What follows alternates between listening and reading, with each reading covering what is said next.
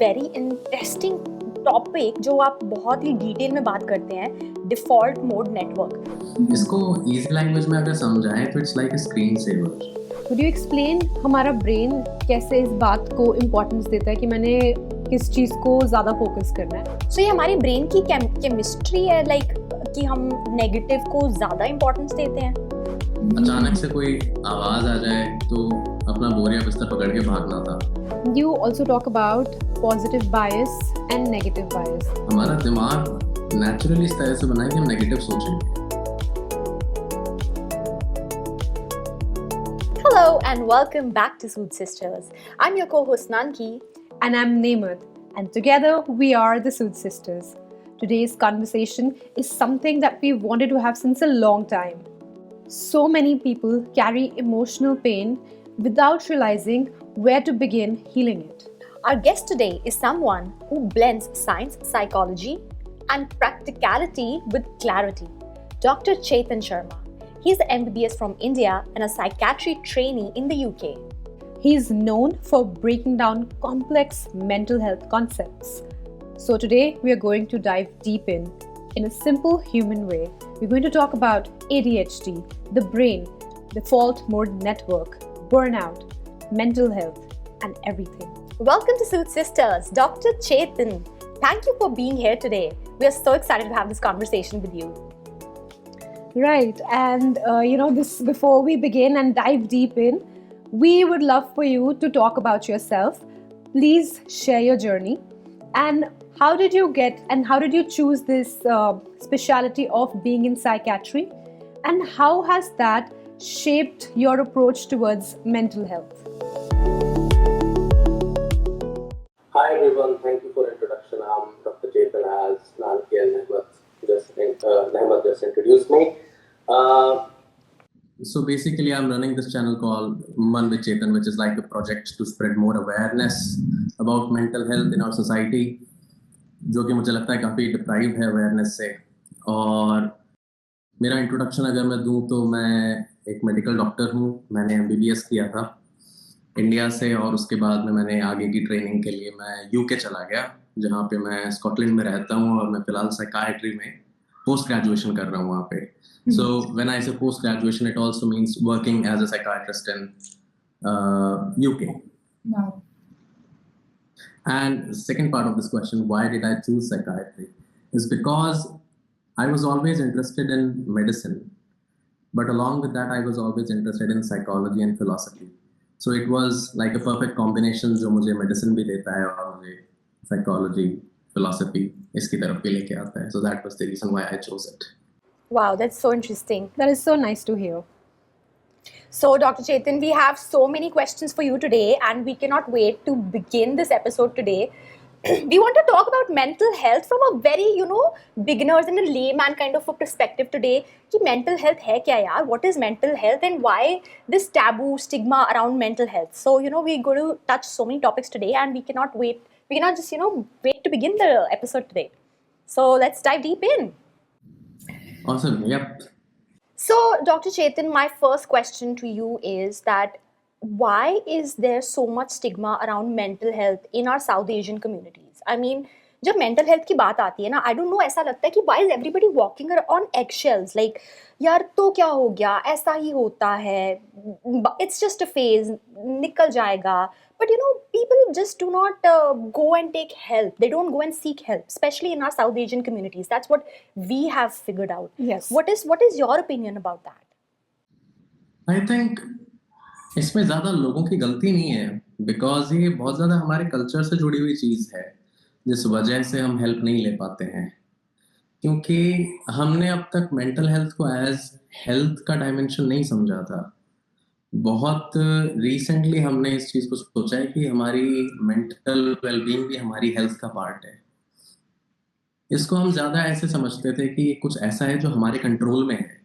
इसको हमने ऐसा नहीं समझा था कि हमारे कंट्रोल के बाहर की भी चीज़ है, इसलिए इसको कैरेक्टर से जोड़ दिया गया था। तो मेंटल हेल्थ जिसकी खराब है उसको सोचते थे कि ये कैरेक्टर वीकनेस है।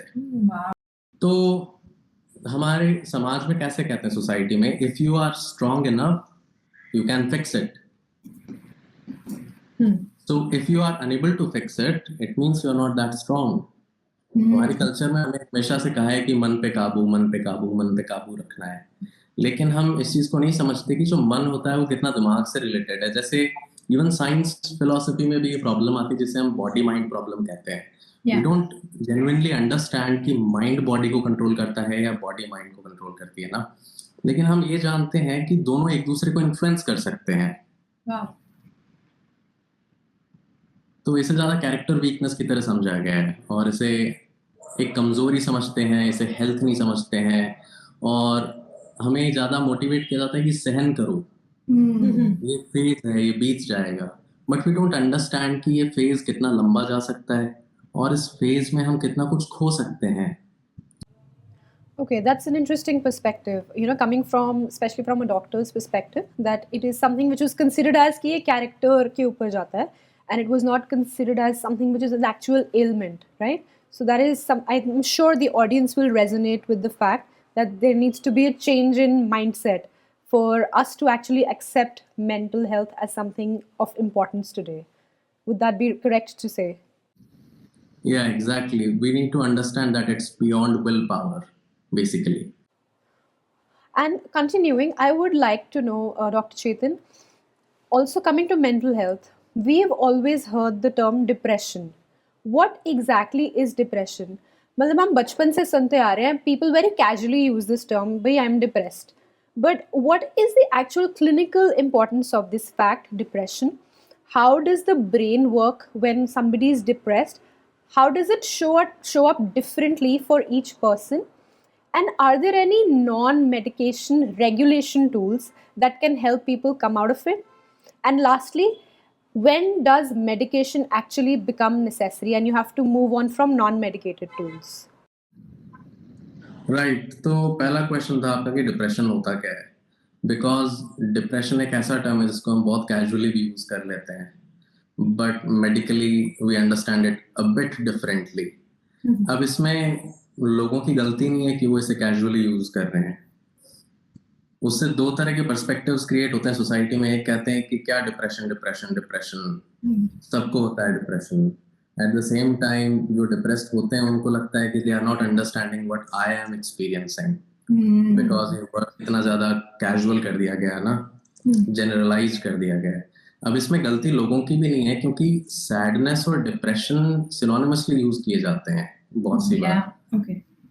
इवन हम लिटरेचर में भी देखें तो भी ऐसे ही बोलते हैं ना. Right. तो we also use the word like melancholy.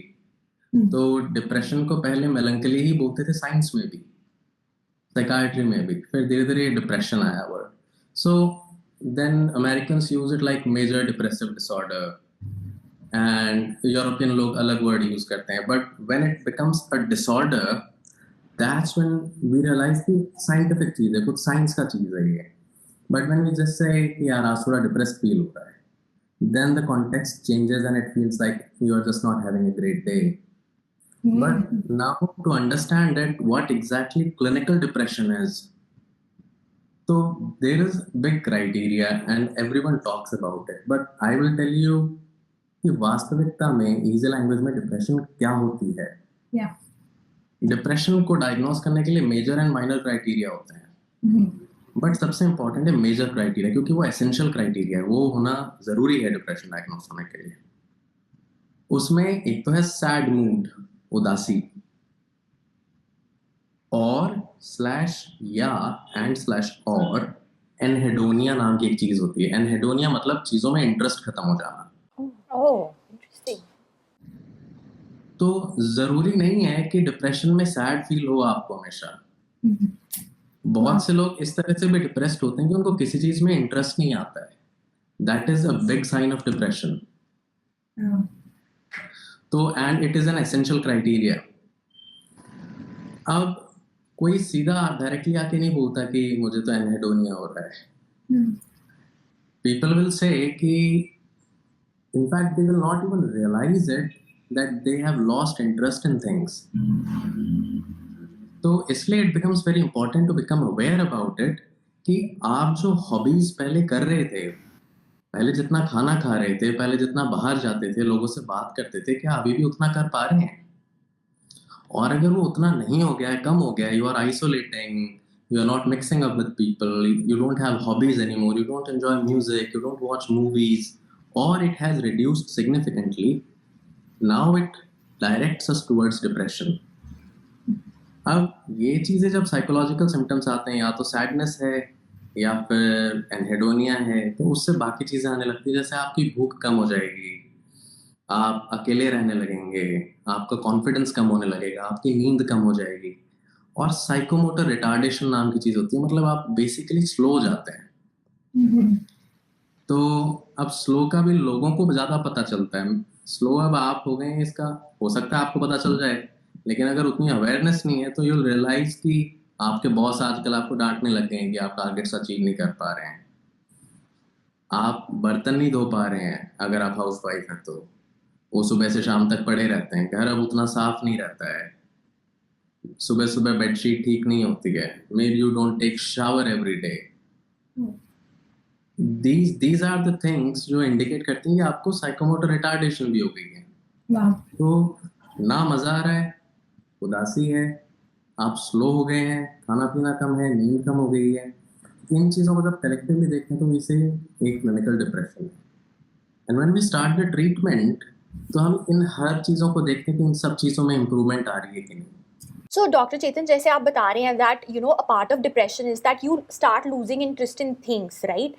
So, somebody who's depressed, ज़रूरी नहीं है कि वो identify कर पा रहा है कि यार I am depressed. ज़रूरी नहीं है कि वो identify कर पा रहा है कि यार I am losing interest, because at that point maybe एक denial है to address it that I am depressed. So, उस point पे what do you think, who can help, like people around you, how can they help you, your family, your friends, how can they help you to seek help यार कि there is something odd or different about your behavior? Where do you think family and friends come at that point, and how do you motivate someone to go and seek help basically? और ऐसी कौन सी casual awareness लोगों में पहले से ही होनी चाहिए to understand these kind of things? Yeah. Yeah. तो इसमें बहुत ज़्यादा बड़ा रोल आता है सोसाइटी का हमारे, क्योंकि मैं बहुत बार प्रैक्टिस में देखता हूँ अपने साउथ एशियन कंट्रीज में क्या होता है कि जब आप बता देते हैं कि you are depressed, you have been diagnosed with depression, Yeah. तो they will agree with you, but when they will go home they will talk to their family members, वो बोलेंगे अरे कुछ नहीं होता, कुछ नहीं होता, and then they will not follow up. उससे प्रॉब्लम क्या क्रिएट होती है कि उनकी हीलिंग में दिक्कत आना शुरू हो जाती है, बिकॉज वो खुद से एक्सेप्ट नहीं कर पाते हैं अपने आप को कि वो डिप्रेस्ड है. इसीलिए साइको एजुकेशन बहुत ज़्यादा ज़रूरी है कि हम मेडिकल कंडीशन को मेडिकली समझें, इस चीज़ को कैरेक्टर फ्लॉ जैसे मैंने पहले कहा था वैसा ना समझें इसे. तो इसके अंदर हमें क्या होना चाहिए ना, खुद रिकॉग्नाइज करना हमेशा पॉसिबल नहीं होता है, Yeah. स्पेशली माइल्ड केसेस के अंदर. लेकिन बेस्ट तरीका रिकॉग्नाइज करने का ये है कि आपकी फंक्शनैलिटी डाउन हो गई है क्या, are you still functional enough जितना फंक्शनल आप पहले थे. Yeah.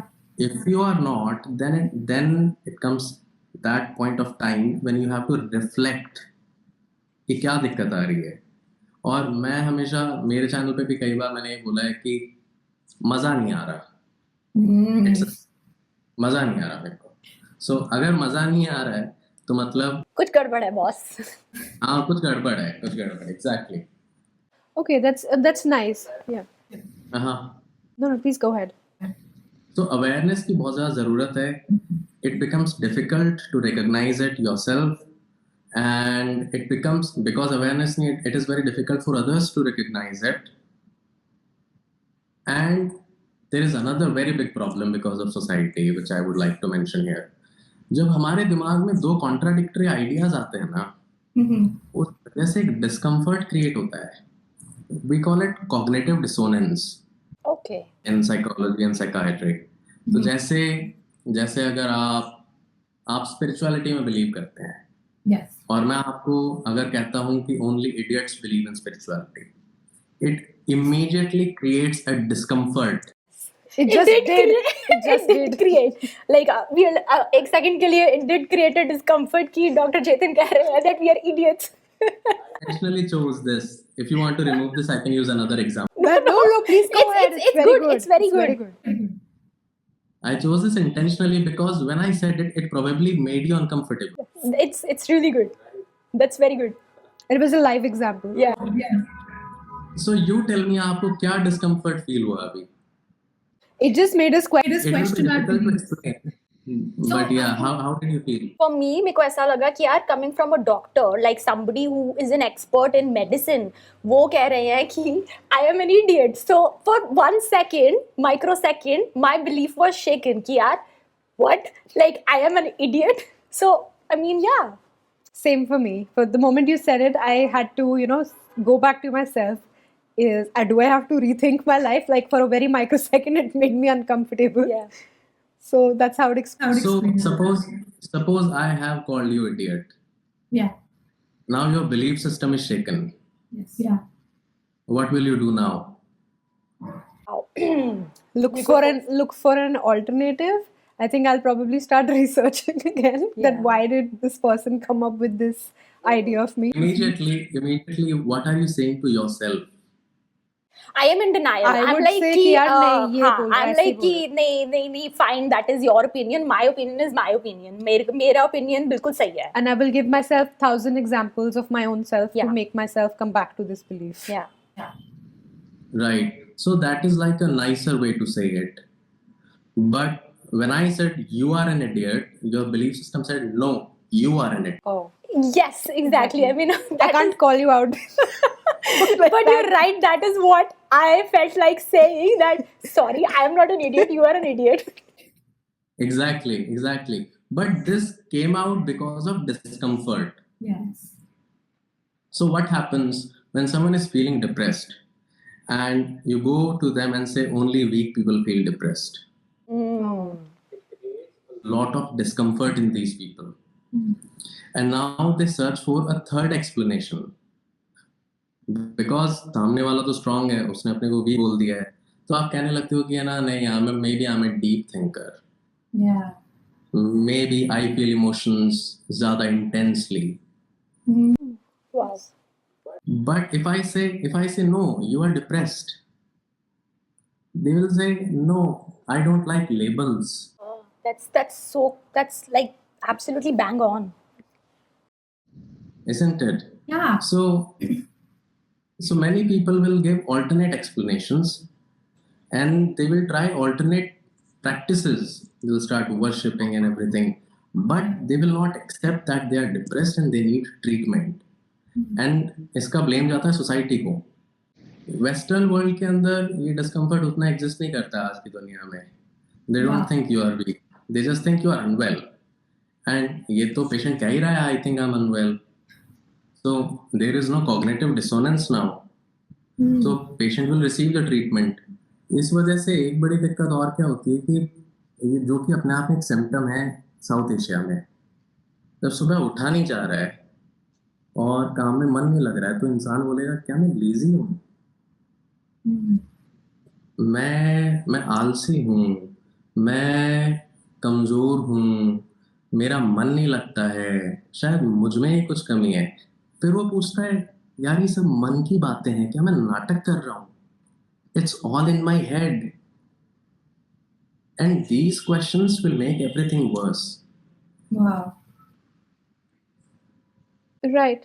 I mean, that is so true that we are conditioned in a way. हम सबसे पहले खुद को ही question करेंगे. Yeah. It's just the society that we've grown up in, and we'll always consider ourselves incorrect first, without actually believing like there might be a medical problem right here. So we've talked about all the problems. My question to you is, we know that there is a problem. We live this reality each day. We've Yeah. seen the kind of problems that South Asian communities have. What is the solution? What is an easy way to help people navigate this? To understand that mental health is a dimension of health. For well-being, you need mental health. अभी पहले पुराने ज़माने में एक समय था जब HIV को लेके बहुत स्टिग्मा होता था. Yes. Right. इंडिया में भी था, वेस्ट में भी था. बट धीरे धीरे जैसे जैसे अवेयरनेस फैलने लगी वैसे वैसे सोसाइटी में एक्सेप्ट हो गया है. फिलहाल जहाँ पे मैं काम कर रहा हूँ वहाँ पे नॉर्मल लोगों की लाइफ एक्सपेक्टेंसी से ज़्यादा HIV वालों की लाइफ एक्सपेक्टेंसी है. जिन्हें HIV है वो ज़्यादा जीते हैं. उसका Because of कारण ये है कि because of acceptance and because of extra care that they get. Oh. Right so and जो डिप्रेशन है, लोनलीनेस है, स्किज़ोफ्रेनिया है, ये सारी बीमारियां, बाइपोलर डिसऑर्डर, ये सब आपकी लाइफ एक्सपेक्टेंसी को कम कर देती हैं. इस वजह से सुइसाइड्स होते हैं. एंड सुइसाइड को भी it's very easy to say कि इट वाज वीकनेस. इनफैक्ट जब मैं मेरे मेडिकल कॉलेज डेज में था तो मैंने एक रिसर्च करी थी about, I analysed comments of people जो सुइसाइड की न्यूज़ होती थी. जैसे लिंकन पार्क बैंड का जब लीड सिंगर था, उसने सुइसाइड किया था. Yes. तो सब लोग नीचे कमेंट्स कर रहे थे कि है ना, उसने वो कमज़ोर था, उसने क्यों कर दिया, ये ड्रग्स करता होगा, ब्ला ब्ला ब्ला.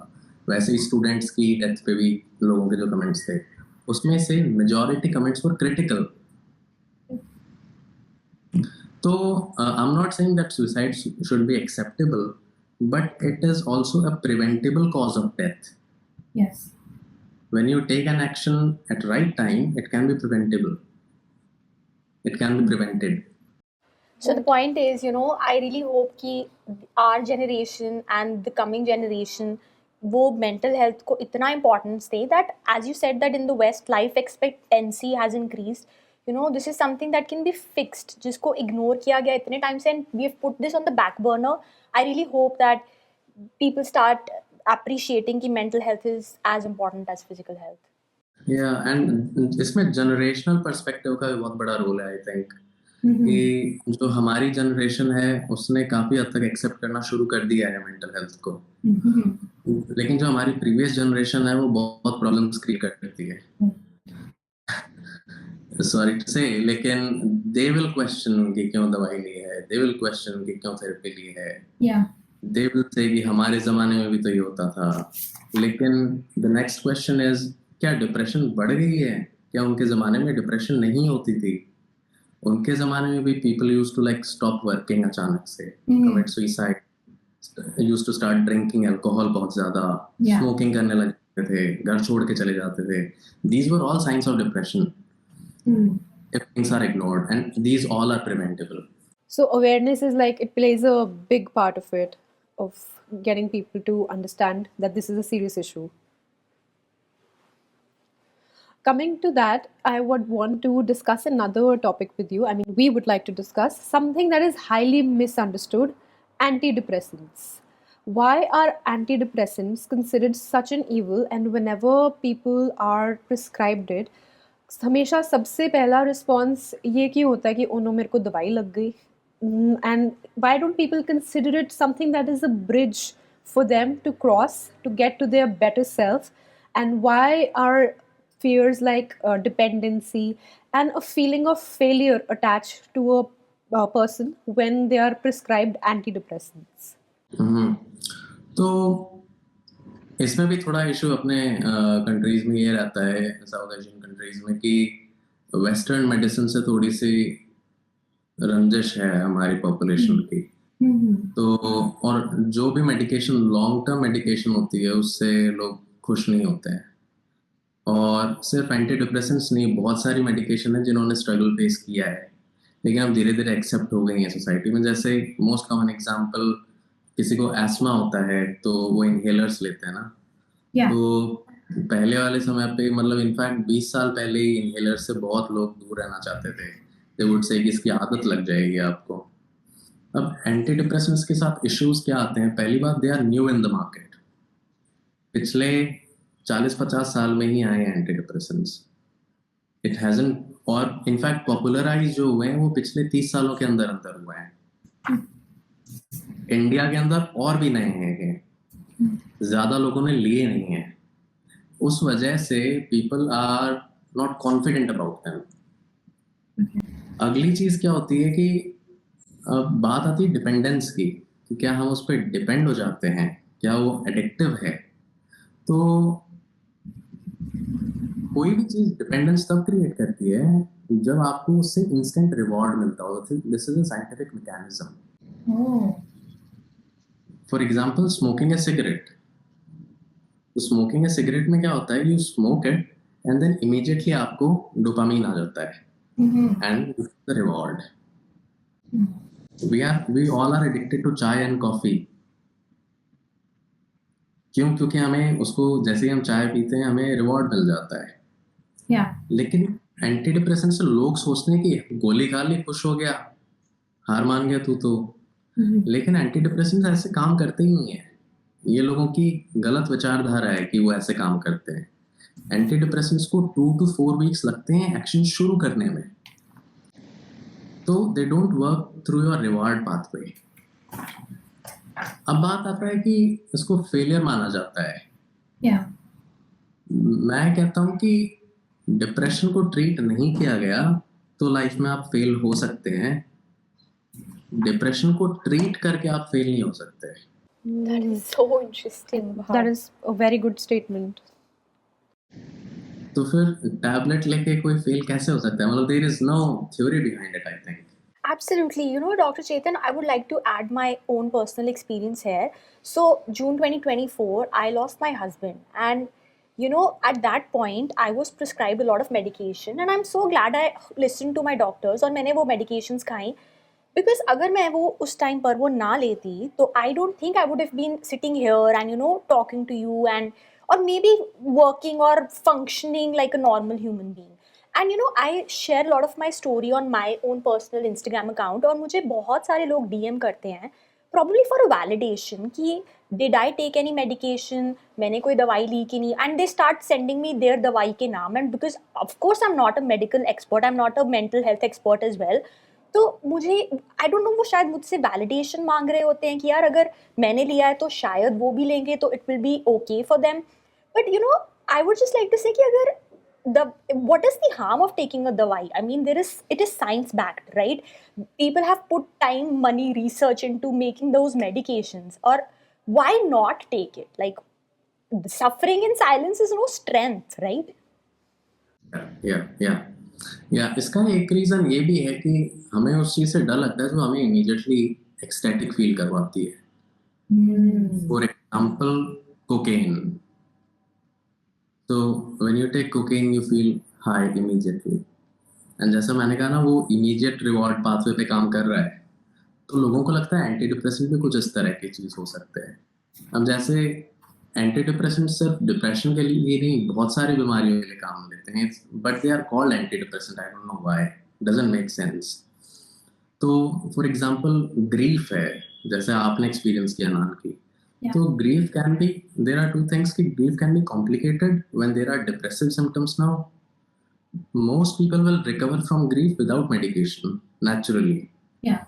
But when it gets complicated, तो आपको जैसे आप खाना नहीं खा पा रहे हैं, सो नहीं पा रहे हैं, Yeah. इस तरह की सिचुएशन अगर आ रही है और you might lose your job because of these things, उस केस में एंटी डिप्रेसेंट्स आर यूज्ड। या फिर प्रोलॉन्ग्ड ग्रीफ रिएक्शन है, normal grief reaction 6 to 12 months की रहती है, उसमें यू रिकवर, बट अब 2 साल हो गए हैं और स्टिल स्ट्रगलिंग टू रिकवर, तब मेडिकेशन दी जा सकती हैं।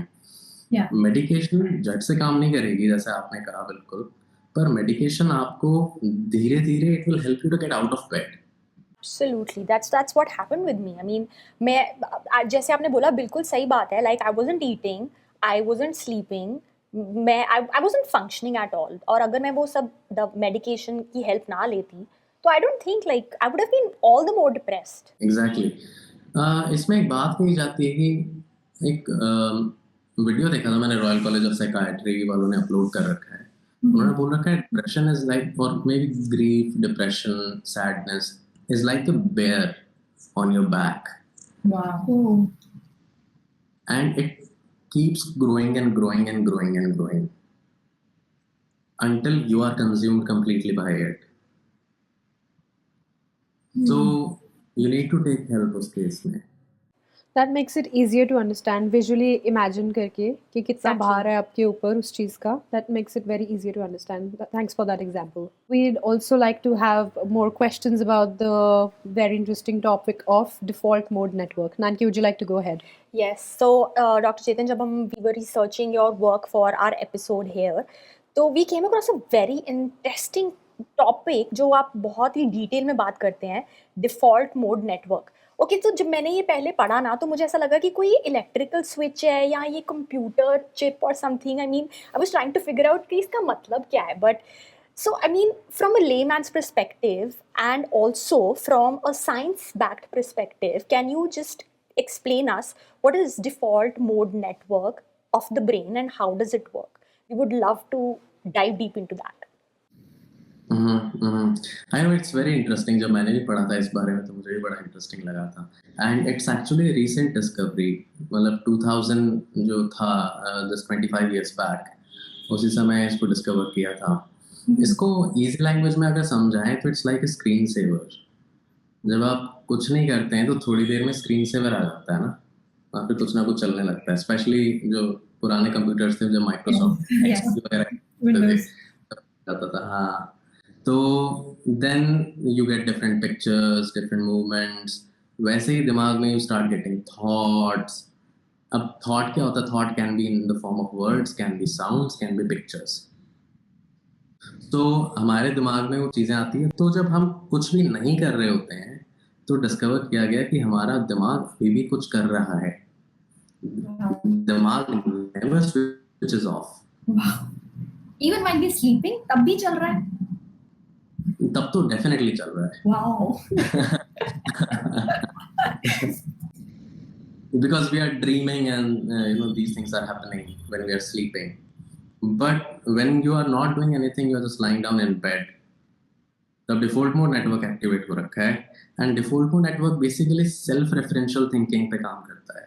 खुद के बारे में सोचेंगे आप. ऑटोबायोग्राफिकल मेमोरीज, मतलब खुद की लाइफ की जो मेमोरीज थी वो आना शुरू हो जाएंगी. और आप दूसरों के बारे में सोच सकते हैं. और आप, जैसे मैंने मेंटल टाइम ट्रेवल के बारे में बोला था, मतलब basically you start going into memories. And may be from your memories you might start going in future thinking कि आगे क्या होने वाला है.